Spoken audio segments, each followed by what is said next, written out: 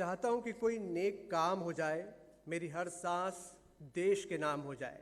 जो सर उठे तो मेरे सामने तिरंगा हो, जो सर झुके तो देश को प्रणाम हो जाए। बहुत स्वागत करता हूं और स्वतंत्रता दिवस की शुभकामनाएं के साथ बंसल न्यूज़ का ये कार्यक्रम आज अरपा की नगरी बिलासपुर में पहुंचा है। हमारा सरोकार से सीधा ताल्लुक़ है, मकसद साफ है, सीधा है कि बिलासपुर की तरक्की कैसे हो। क्या दिक्कतें पिछले कुछ समय से बिलासपुर ने देखी है, क्या कुछ होना चाहिए, ये चैनलों में तो आपने अक्सर सुना होगा, लेकिन आज बिलासपुर के लोग ही बताएंगे कि बिलासपुर की क्या दिक्कतें हैं, क्या बिलासपुर में संभावनाएं हैं, किस तरीके से बिलासपुर को आगे बढ़ना चाहिए। हमारे साथ अगले कुछ घंटे जुड़ेंगे आपके बिलासपुर के राजनीतिज्ञ, बिजनेसमैन, एजुकेशन के, मेडिकल सेक्टर के, तमाम वो सेक्टर के जो बिलासपुर के विकास में अपना योगदान देते रहे हैं। अटल जी, बहुत स्वागत है आपका। नमस्कार अभिषेक जी। इमेज बदलने से आपके साथ शुरुआत हम करने जा रहे हैं। पर्यटन पे मैं आऊँगा, लेकिन पहले चाहूँगा, क्योंकि बिलासपुर में आपका कर्मक्षेत्र है, लंबा समय आपने यहाँ पर दिया है। 21 बरस लगभग बिलासपुर को छत्तीसगढ़ बनने के बाद हम देख रहे हैं।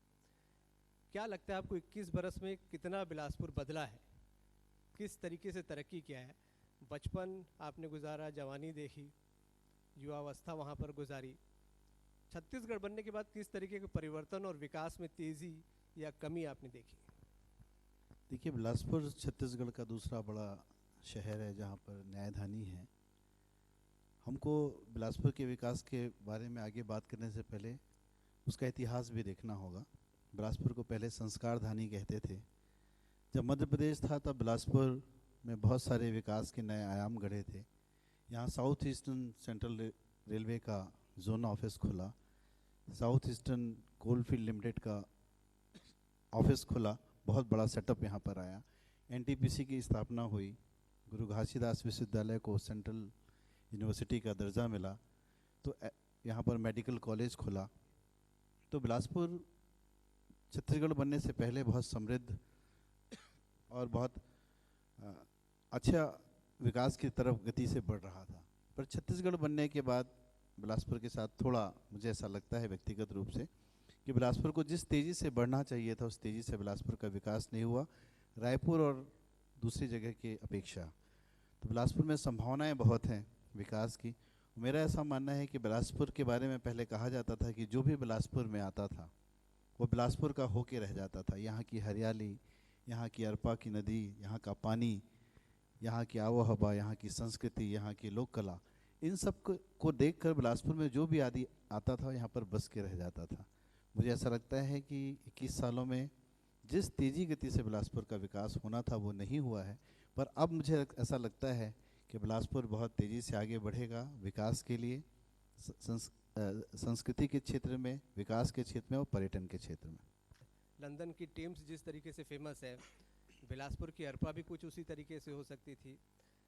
अरपा की हम बात करते हैं तो मैंने बचपन में देखा है, सुना है कि अरपा का पानी लोगों के घरों तक पहुंच जाता था बरसात के दिनों में, और आज अरपा की क्या स्थिति है किसी से छुपी नहीं है। आपको क्या लगता है कितना योगदान बिलासपुर की छवि बदलने में अरपा का होगा? देखिए, बिलासपुर का राज्य गीत, छत्तीसगढ़ का राज्य गीत अरपा से शुरू होता है, अरपा पैरी की धार। तो आप सोचिए कि आज से 40-50 साल पहले लिखा हुआ गीत डॉक्टर नरेंद्र देव जी का, कहीं ना कहीं उस समय भी छत्तीसगढ़ में अरपा की एक अपनी महत्ता थी। अरपा नदी अमरकंटक के पेंड्रा क्षेत्र से निकली है और बिलासपुर पेंड्रा से होते हुए शिवनाथ नदी पर जाकर मिलती है और जीवनदायिनी नदी है।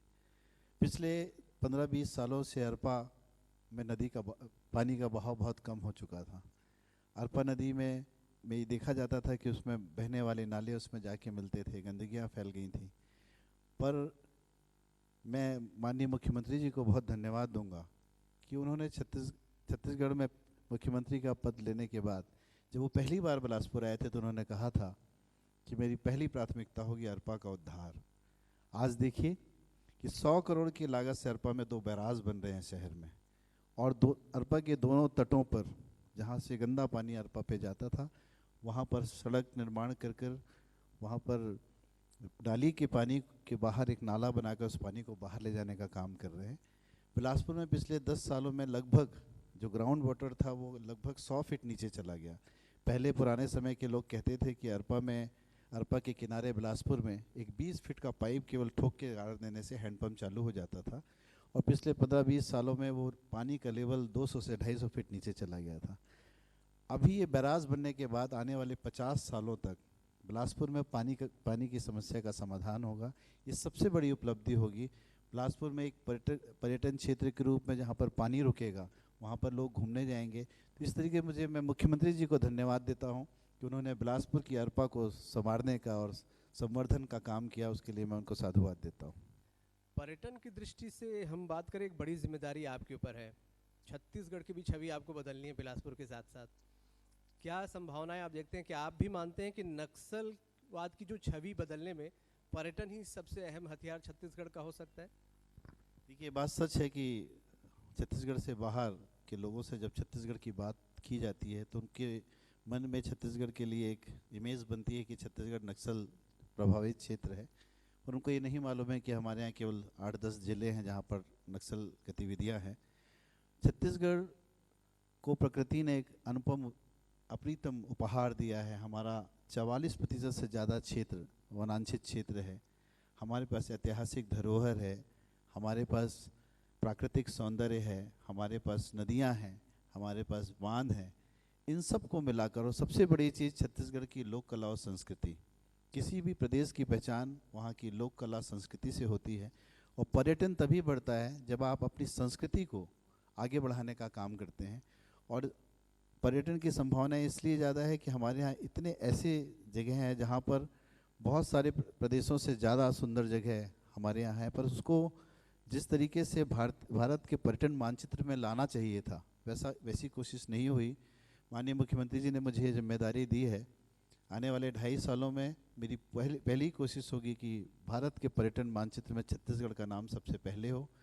राजस्व एवं आपदा प्रबंधन मंत्री जयसिंह अग्रवाल जी पहुंच चुके हैं। जोरदार तालियों के साथ मैं चाहूँगा आप स्वागत करें उनका। करताल ध्वनि से लगातार हमारे मुख्य अतिथि का स्वागत होते रहना चाहिए, और अपने व्यस्ततम समय में से आज हमारे लिए समय निकाल कर वो पहुँचे हैं। बहुत स्वागत करता हूँ सर आपका। हमारे इस कार्यक्रम में हमारे सहयोगी रहे, मैं उनका भी धन्यवाद करना चाहूँगा। हमारे सहयोगी हैं presented by doctor CV Raman university, powered by Ramkrishna care hospital, associate sponsor Bilaspur smart city, Aadi Vidyut एवं home appliances, Guru Kripa paramedical college, SCCL, Aasma builders and coloniser, partner हैं IFFCO, BDA group, venue partner Yash palace. तो मैं देर नहीं करता हूँ, माननीय मुख्य अतिथि महोदय जी को मैं मंच पर बुलाना चाहूँगा। कुछ समय पहले हमने एक कार्यक्रम किया था, एक बहुत अच्छी बात उस कार्यक्रम में निकली, मैं उसका जिक्र हर जगह करता हूँ, और ये मध्य प्रदेश छत्तीसगढ़ मध्य प्रदेश के लिए बहुत महत्वपूर्ण है। उस कार्यक्रम में एक वक्ता ने ये कहा कि चेन्नई, बेंगलुरु, हैदराबाद और नागपुर, इनकी तुलना में उत्तर भारत के और मध्य के हमारे शहर भोपाल, रायपुर, बिलासपुर, लखनऊ, पटना, इलाहाबाद, रीवा, ये पिछड़ क्यों गए। उन्होंने ये कहा कि चेन्नई, बेंगलुरु, हैदराबाद और नागपुर की तरह इन शहरों ने अपने को अपडेट नहीं किया। जब अमेरिका में सिलिकॉन वैली आकार ले रही थी तो उन शहरों ने समझ लिया था उस ज़रूरत को कि हमारे यहाँ से युवाओं को अब सॉफ्टवेयर और सॉफ्टवेयर इंजीनियरिंग की तरफ भेजना। आज भी ये सवाल बिलासपुर के सामने है कि आप तरक्की का मतलब क्या समझते हैं। तरक्की का अर्थ आपके लिए सड़क है, बिजली है, पानी है, सुविधाएं हैं, तो ये आप अधूरा विकास समझ रहे हैं। संपूर्ण विकास ये है कि दुनिया क्या चाह रही है इस समय। जैसा चीन हमारा प्रतिद्वंद्वी है, लेकिन उसने यही किया, उसने दुनिया पर नजर डाली। आज बिलासपुर को, अग्रवाल साहब हमारे बीच में हैं, आप सब जनप्रतिनिधि हैं, आपको ये सोचना होगा कि बिलासपुर दुनिया से कैसे कनेक्ट हो। और एक बहुत अच्छा शहर है जिसको, जैसे मध्य प्रदेश में हम जबलपुर को संस्कार धानी और न्याय धानी कहते हैं, बिलासपुर की अपनी सांस्कृतिक विरासत है। इस शहर में बहुत संभावनाएं हैं, यहाँ के लोग बहुत अच्छे हैं, यहाँ कल्चर बहुत मजबूत है। अरपा की धार तो आपका राजगीत है ही, उसकी धार को भी बहुत बेहतर करना है। तमाम बिंदु हैं। अभिषेक, मैं आपको सौंपता हूँ। जब आपने संभाला इस प्रभार को, क्या आपके जहन में चल रहा था, क्या आपके दिमाग में है एक नक्शा सा कि किन कामों को मुझे प्रायोरिटी पर रखना है जो कि लोगों को जल्दी राहत दे सके?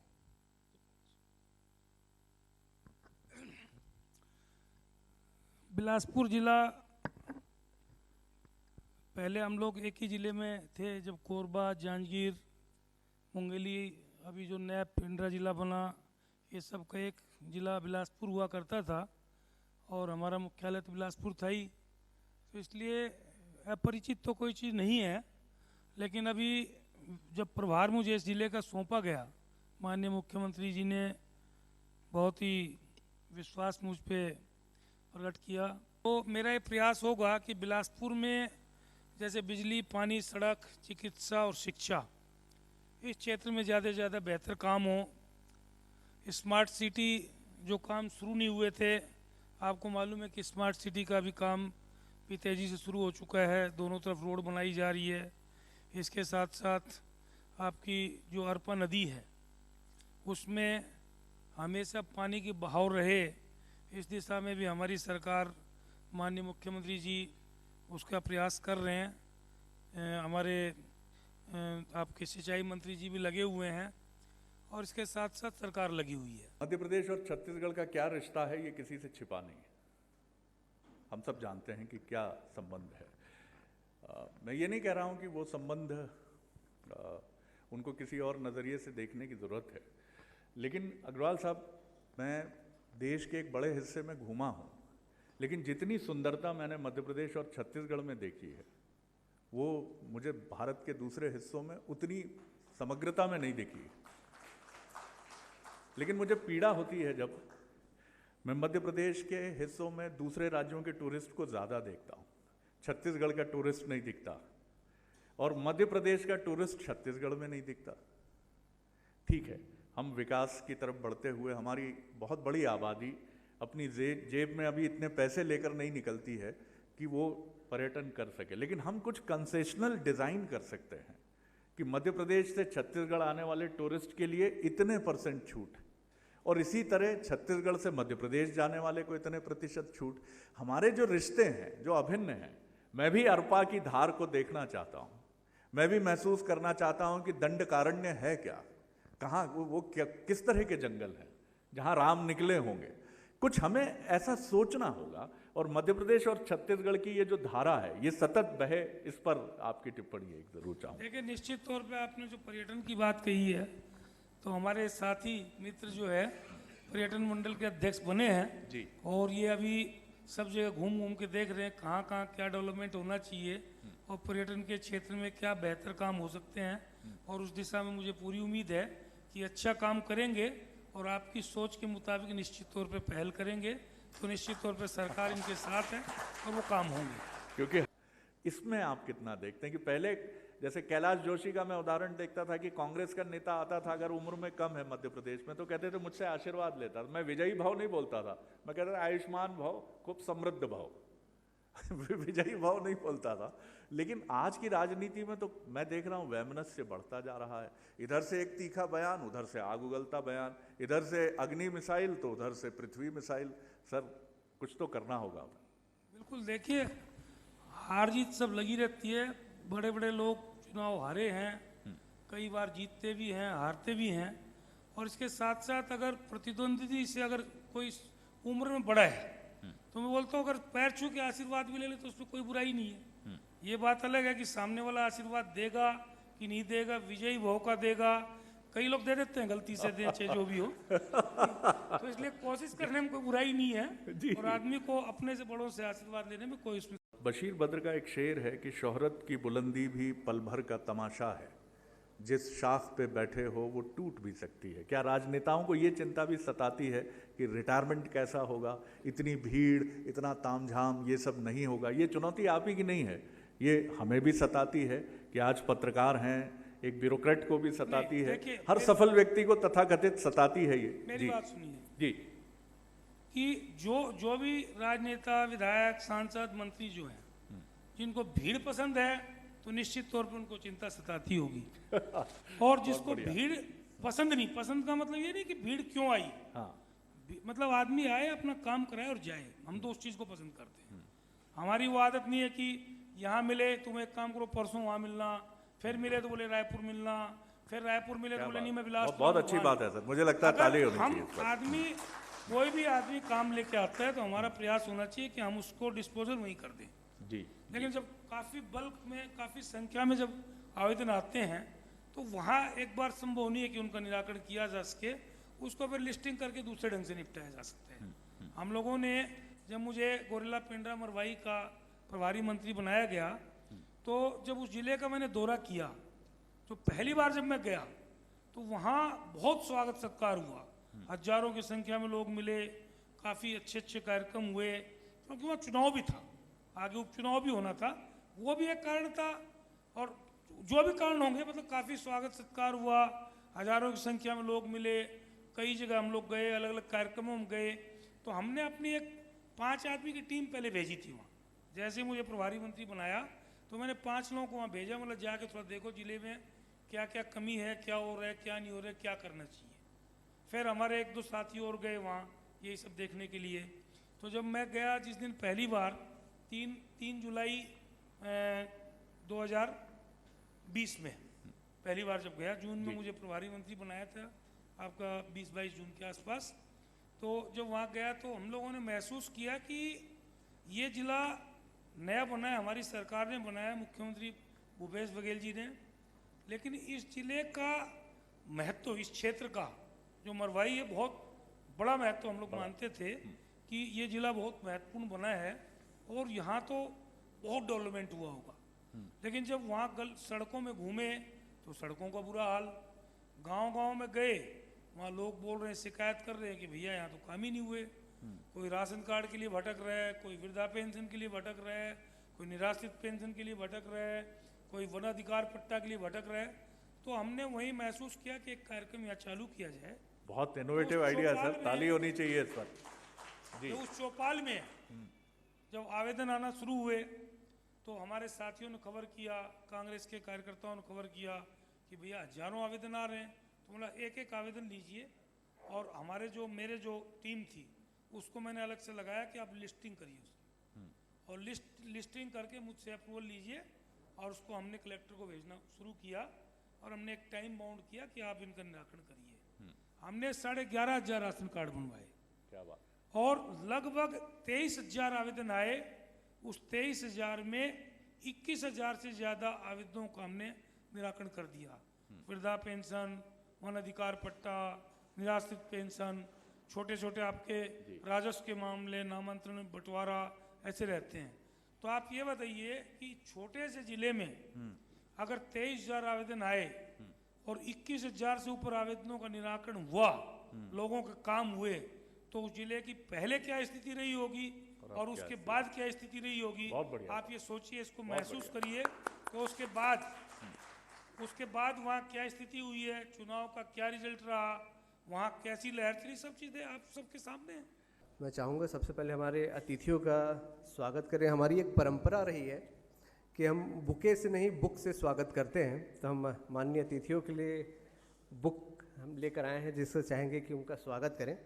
कृपया मंच पर बुक लेकर आएं। मुख्य अतिथि जय सिंह अग्रवाल सर, जोरदार तालियों से स्वागत।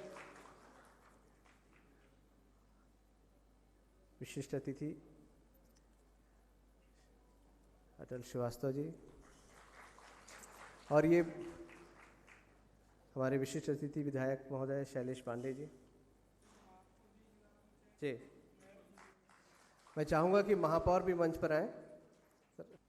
इसके बाद तालियां लगातार बजते रहें क्योंकि इनके सहयोग से ही आपके बिलासपुर के विकास की बात हो रही है। आदि विद्युत and home appliance Bilaspur, Sharad Tiwari managing director, जोरदार तालियों से स्वागत करें इनका। हमारे सहयोगी और इनकी मदद से ही ये पूरा कार्यक्रम आगे बढ़ा है, ये कार्यक्रम यहाँ पर संभव हो सका है। The wisdom tree foundation Bilaspur, मैं चाहूँगा doctor Palak Jaiswal founder and director हैं, चौकसी ग्रुप ऑफ कॉलेज के भी वो मंच पर आएँ। और तालियों का क्रम रुकना नहीं चाहिए, क्योंकि उत्साहवर्धन होता है और इस प्रकार के कार्यक्रमों को आगे करने की प्रेरणा भी मिलती है। SCCL बिलासपुर से मिस्टर सनीश चंद्र, तालियां लगातार बजती रहें। SCCL Bilaspur mister Sanish Chandra. IFFCO से mister SK Chauhan, state chief manager. JK group of institute doctor Irshad Khan, कृपया मंच पर आ जाएं। JK group of institute doctor Irshad Khan. BDA group mister Brijesh Sahu MD हैं, कृपया मंच पर आ जाएं आप भी। और ये वो सहयोगी हमारे जिनकी मदद से ये पूरा कार्यक्रम संभव हो पाया। ह्यूमन केयर मिस्टर असित पाल जुनेजा, पिछले 15 सालों से मानव सेवा में अग्रणी कार्य के लिए इनको सम्मानित किया जा रहा है। सुरेंद्र गुंबर जी, कृपया मंच पर आ जाएं। तालियां लगातार बजती रहें। महामाया ITI, इसके बाद मिस्टर शत्रुघ्न साहू डायरेक्टर। परमजीत सिंह, कृपया मंच पर आ जाएं। और ये कार्यक्रम जो है हमारे इन सहयोगियों की वजह से यहाँ पर संभव हो पाया है। बिलासपुर की हमने जो बात की है, इनकी वजह से ये संभव हो पाया है। इसके बाद Shri Siddhi Vinayak test tube baby Bilaspur, doctor Priya Mishra and doctor Shirish Mishra, कृपया मंच पर आ जाएं। Shri Siddhi Vinayak test tube baby Bilaspur. इसके बाद प्रमोद नायक जी को मंच पर आमंत्रित करूंगा, जिला सहकारी बैंक। आ गए हैं? अच्छा, प्रमोद नायक जी का भी बड़ा सहयोग रहा है। Mister A Vijayanand, assistant professor Kalinga university Raipur, excellence in teaching award. तालियां लगातार बजते रहे हमारे सहयोगियों के लिए। मिस्टर, कृपया हमारे सम्मानीय अतिथि मंच पर आ जाएं। जी, मंच पर जितना अतिथियों की संख्या बढ़ेगी, हमारा मंच सम्मानित होगा। इसके बाद डॉक्टर अंजू मेश्राम जी हैं, assistant professor Kalinga university Raipur, excellence research award. Mister Abhishek Pandey, assistant professor Kalinga university Raipur, best young faculty award, कृपया आप भी मंच पर आ जाएं। तालियां लगातार बजते रहे हमारे सहयोगियों के लिए। आपकी तालियां उत्साह बढ़ाती हैं इनका।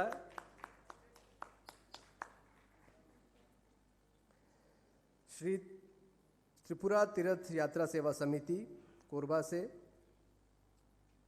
मैं चाहूँगा मंच पर आप भी आ जाएं। तालियां लगातार हमारे सहयोगियों के लिए आप बस जाते रहें, उत्साहवर्धन उनका होता रहेगा। निरंजन नाथ जी, सामाजिक क्षेत्र में कार्य के लिए उनका योगदान रहा है। निरंजन नाथ जी मंच पर आ जाएं।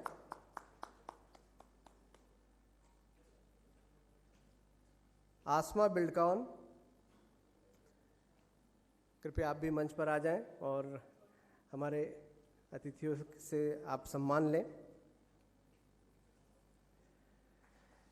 तो तालियां लगातार बजते रहे हमारे सहयोगियों के लिए। इसके बाद doctor CV Raman university Bilaspur, mister Gaurav Shukla, मैं चाहूँगा आप भी मंच पर आ जाएं। Doctor CV Raman university Bilaspur. तालियां सहयोगियों के लिए लगातार बजते रहें। उसके बाद रामकृष्ण केयर हॉस्पिटल रायपुर। बहुत शुक्रिया सर, आप सभी यहाँ पर मौजूद रहे और इस कार्यक्रम को सफल बनाने में आप लोगों ने योगदान दिया।